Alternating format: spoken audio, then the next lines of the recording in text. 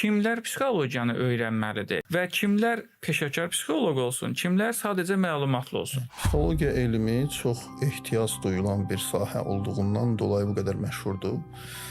Düşünürəm ki, uşağından tutmuş hətta təkcə valideyn deyil, uşaqlardan tutmuş valideynlər, həkimlər, xətiblər, müəllimlər və s.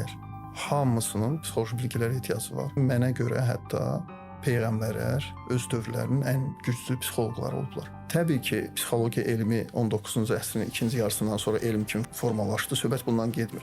Söhbət psixoloji gedişlərdən gedir, psixoloji yanaşmalardan gedir. Biz onların istər Qurani-Kərimdə, istər ümumiyyətlə rəvayətlərdə, davranışlarını araşdıranda, tədqiq eləyəndə biz Amerika Psixoloqlar Assosiasiyasında biz xeyli müzakirə edirdik bunlarla bağlı və mənim qənaətim bu idi ki, bunlar da bir resursdur və daxil etməlidir, yəni tədqiq olmalıdır və bunda heç bir problem yoxdur. Məsələn, Qurani-Kərimdə Həzrət İbrahimin müxtəlif orada hadisələr, gedişatlar var.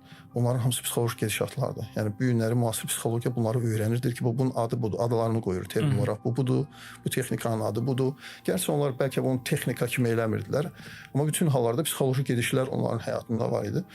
Nəyə görə var idi? Çünki bu ehtiyacdır. Çünki insan psixologiyadır. İnsan ibarətdir psixologiyadan.